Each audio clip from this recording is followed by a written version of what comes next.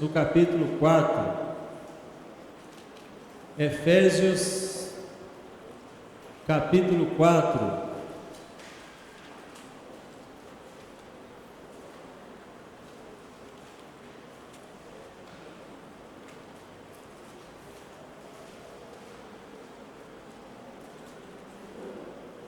A partir do versículo 25,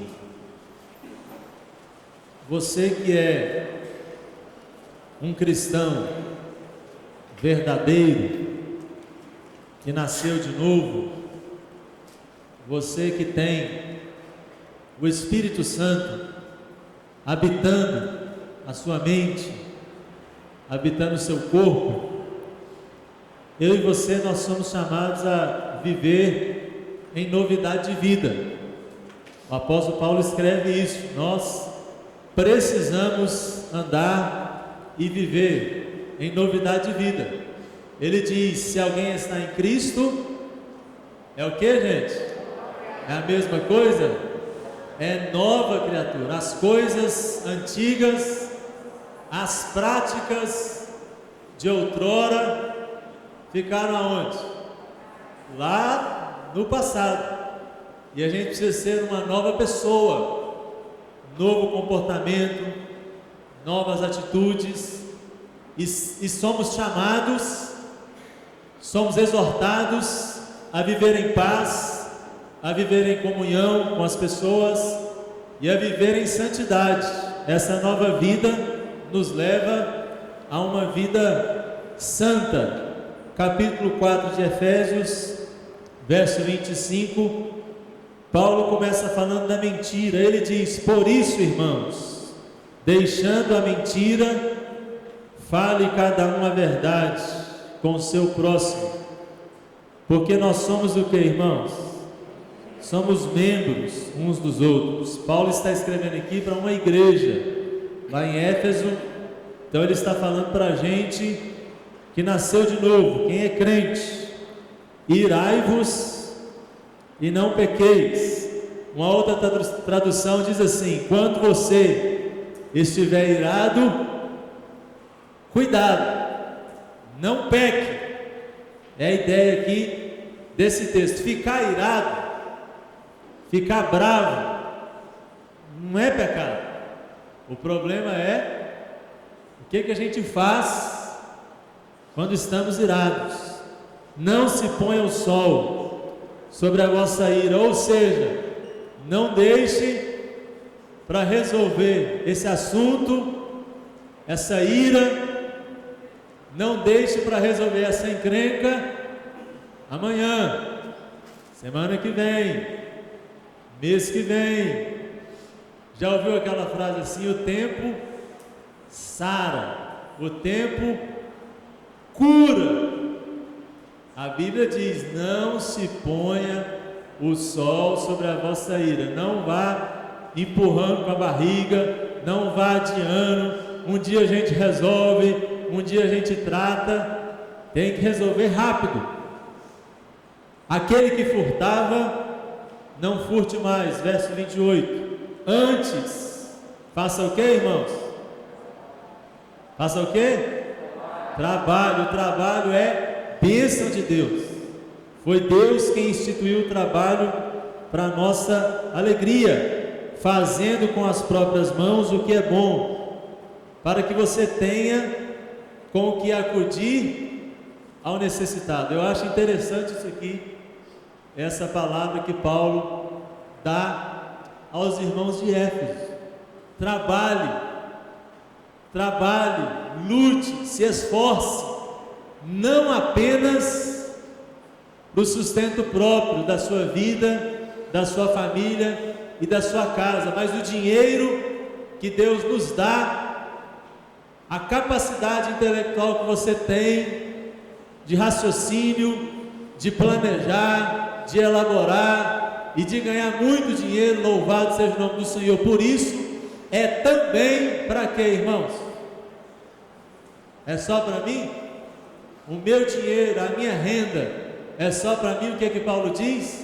Para que você tenha com que acudir ao necessitado. Verso 29, não saia da vossa boca nenhuma palavra torpe, e sim, unicamente a que for boa para a edificação, conforme a necessidade, e assim transmita graça aos que ouvem. Você viu a capa aí do boletim? Se você prestou atenção, tem uma pergunta aqui. Qual que é a pergunta? O que os nossos lábios têm semeado? Principalmente quando nós ficamos irados. O que nós semeamos? E Jesus disse: a boca fala do que está cheio o coração. Cuidado, meu irmão. E sim, unicamente a palavra que for boa para edificar, para construir, para ajudar, para aconselhar, para ser bênção na vida dessa pessoa, conforme a necessidade, e assim transmita graça. A minha palavra, a sua palavra, aquilo que sai dos nossos lábios, tem transmitido graça a quem ouve. Quem me escuta e quem te escuta, seja aqui nesse terreno, nesse ambiente, seja em casa com a sua família, seja no seu local de trabalho, seja na sua escola, na sua universidade, o que sai dos nossos lábios transmite graça. As pessoas gostam de ouvir as palavras que saem dos nossos lábios. É uma conversa boa, é uma conversa verdadeira, é uma conversa justa, é uma conversa que vai trazer esperança, ânimo, renovo, ou vai jogar mais para baixo? É igual aquele irmão que vai visitar o outro que está doente de alguma enfermidade, ou que ele já teve ou conheceu alguém, ele chega lá, é uma tragédia, começa a falar sobre a enfermidade, aí ele sabe assim, um monte de bobagem, aí ele fala assim: não, eu conheci alguém que teve essa enfermidade, 2 meses morreu. É uma tragédia, gente. É melhor ficar calado.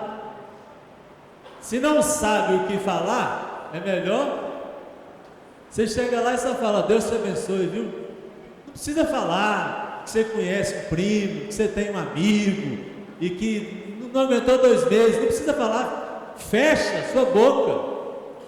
Aliás, quando você já estiver a caminho, você peça ao Espírito Santo: Senhor, põe guarda na porta dos meus lábios para não falar bobagem.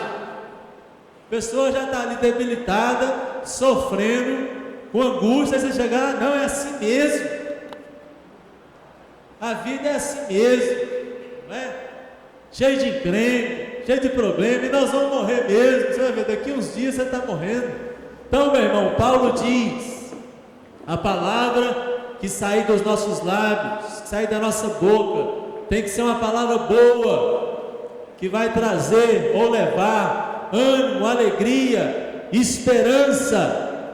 Aí Paulo diz no 30: e não entristeçais o Espírito de Deus, esse Espírito que um dia o selou, esse Espírito que um dia fez uma marca em vocês. O dia que a palavra, o dia que o Evangelho da vossa salvação nos alcançou, nós somos marcados, selados, Ele habita em nós, o Espírito Santo está aí, meu irmão. Você tem consciência disso? O Espírito Santo habita a mente, o coração, o corpo, as mãos, os pés, os lábios daquele que tem Cristo, daquele que nasceu de novo. E Paulo diz: meus irmãos, não entristeçais o Espírito Santo. Pastor, como que eu entristeço o Espírito Santo? Todas as vezes que nós desobedecemos a Deus, irmãos. A Bíblia chama isso de pecado. Todas as vezes que nós desobedecemos essa palavra, lá do 25 que nós lemos, cada mentirinha que a gente fala assim, não tem problema, não tem nada a ver, todo mundo já contou um dia, é ou não é? Então vai ser só mais uma. Essa mentirinha faz o que com o Espírito Santo? O que está fazendo? Está entristecendo. Quando eu não ajudo, se eu tenho recursos materiais ou financeiros, se eu não ajudo o necessitado, o que eu faço com o Espírito Santo? Estou entristecendo. É o que Paulo está ensinando aqui a essa igreja. E ele diz mais: longe de vós, longe, irmãos, bem longe, toda amargura e cólera e ira e gritaria e blasfêmias, e bem assim toda o quê?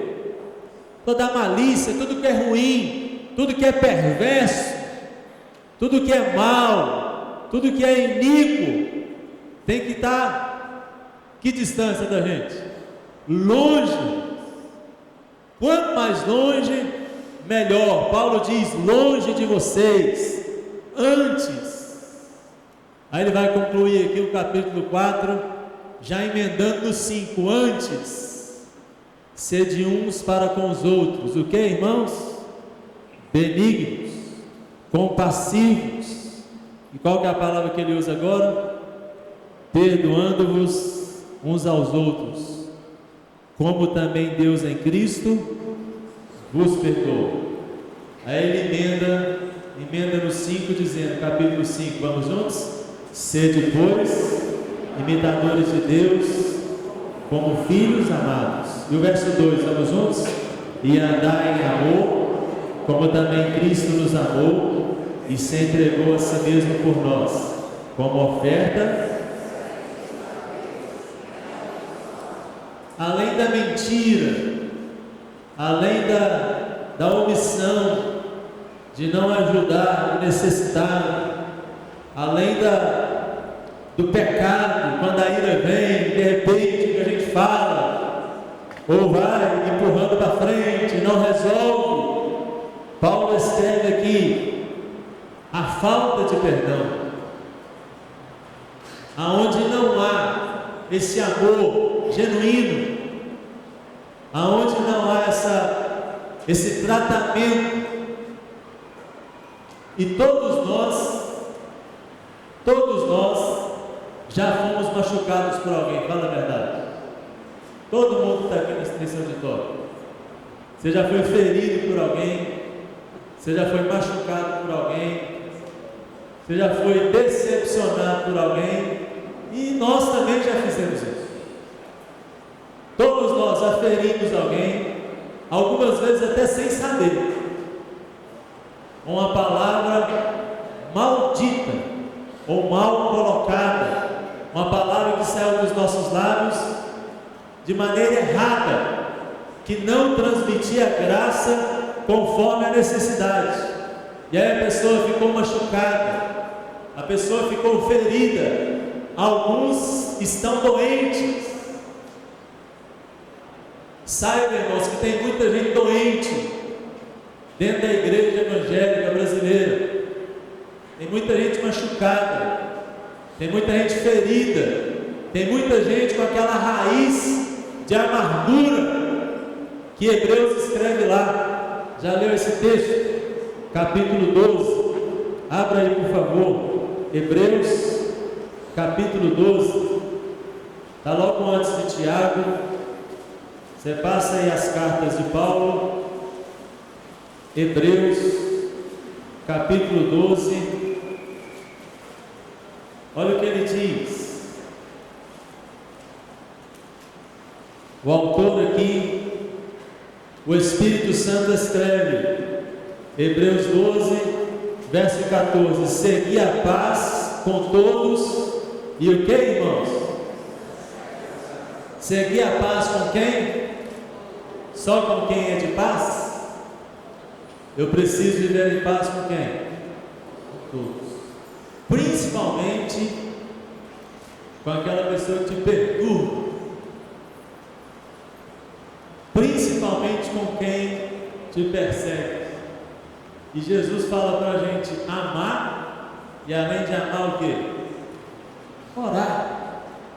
Jesus disse: amai os vossos inimigos e orai pelos que vos perseguem. E aqui o Espírito Santo diz aos Hebreus: segui a paz com todos e a santificação, sem a qual ninguém verá o Senhor. O 15, vamos juntos, verso 15: atentando diligentemente, porque ninguém seja faltoso, separando-se da graça de Deus, nem haja alguma que brotando-vos, e por meio dela.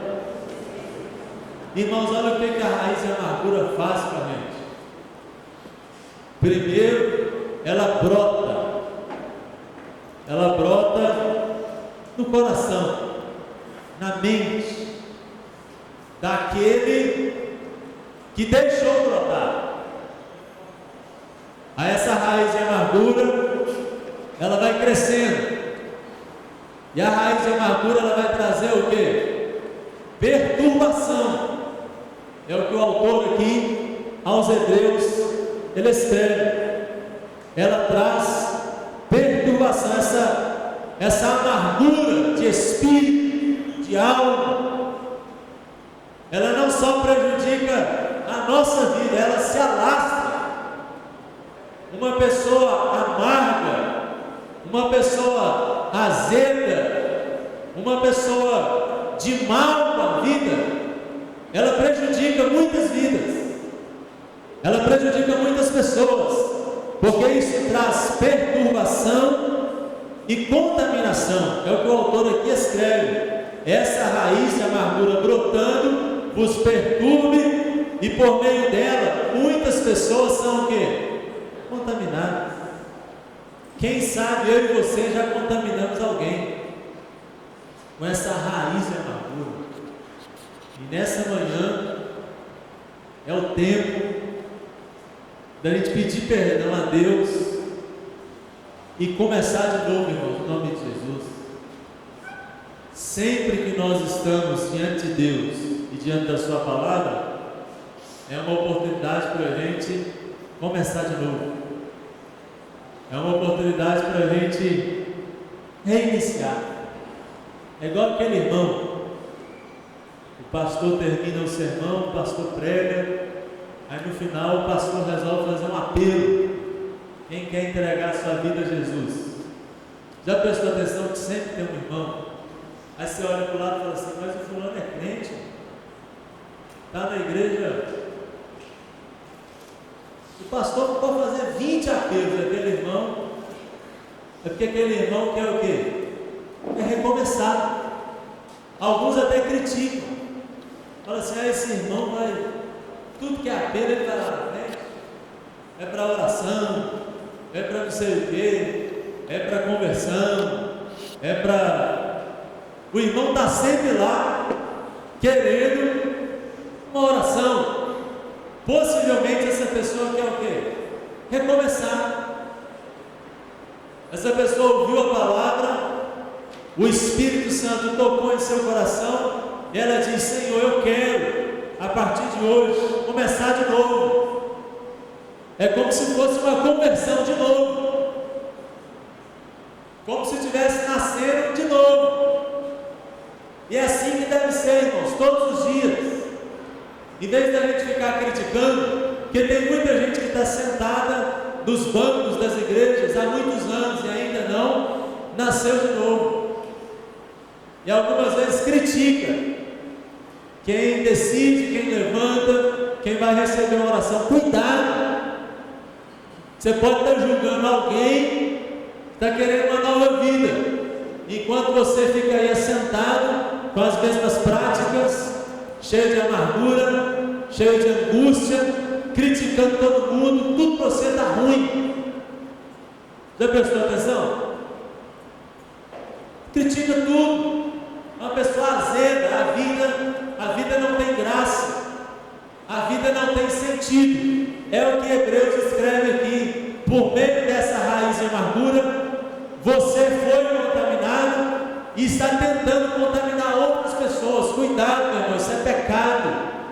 Você está entristecendo o Espírito Santo de Deus, e você está atrapalhando alguns de andarem com Deus. Gente que está querendo seguir a Deus, gente que está querendo uma nova vida, uma vida diferente, gente que está abandonando algumas práticas perversas, e aí você chega e fala assim: não tem problema não, só de vez em quando, todo mundo faz. Você está sendo um instrumento do diabo para atrapalhar alguns de terem uma vida santa, piedosa e justa diante do Senhor. Então Paulo nos chama aqui em Efésios, no capítulo 4 e no começo aí do capítulo 5, meus irmãos, vamos imitar a Deus. Como que nós podemos ser, para concluir aqui, imitadores de Deus? Pensa no perdão que eu e você recebemos, meu irmão. Só pensa. O que nós fizemos com o Filho de Deus? Ah não, pastor, mas não fui eu não estava lá. Se eu e você estivéssemos lá, nós faríamos a mesma coisa. Se eu e você estivéssemos lá, possivelmente nós agiríamos como Pedro, nós negaríamos a Jesus. Possivelmente alguns agiriam como Judas, trairiam a Jesus. Possivelmente alguns estariam no meio da multidão que gritava: crucifique, crucifique. Nós estaríamos lá, em algumas dessas classes. E aí a Bíblia nos ensina que Deus, sendo rico em misericórdia, por causa do grande amor com que Ele nos amou, Ele decidiu nos perdoar. E Paulo escreve para nós: sede, pois, imitadores de Deus como filhos amados. Nós oramos: Senhor, perdoa as minhas dívidas, perdoa os meus pecados, assim como... Então pensa aí, como eu e você estamos perdoando os nossos devedores? Como que eu e você liberamos o perdão sobre quem nos prejudicou, sobre quem nos machucou? Jesus ensina: perdoa os meus pecados, como eu perdoei. Que seja assim, que o nosso perdão seja como o perdão de Deus. Deus seria justo se Ele mandasse todos nós aqui para o inferno. Ele seria justo se Ele deixasse todo mundo aqui ardendo eternamente. Ele seria justo, ainda assim, mas Ele decidiu nos salvar. Ele decidiu nos amar e nos perdoar em Cristo Jesus. Amém? Feche os seus olhos e ore. Peça o Espírito Santo para te ajudar a viver em santidade, deixando a mentira, vencendo práticas malignas, perversas, palavra torpe, aquilo que não edifica, aquilo que machuca e que fere os corações. Algumas vezes nós ferimos o nosso cônjuge, ferimos o nosso pai, a nossa mãe, nosso filho, a nossa filha, colega de trabalho, com palavras malditas ou mal colocadas. Que a nossa palavra seja sempre temperada com sal, no nome de Jesus, na medida certa, para a glória de Deus, que transmita graça aos ouvintes, em nome de Jesus.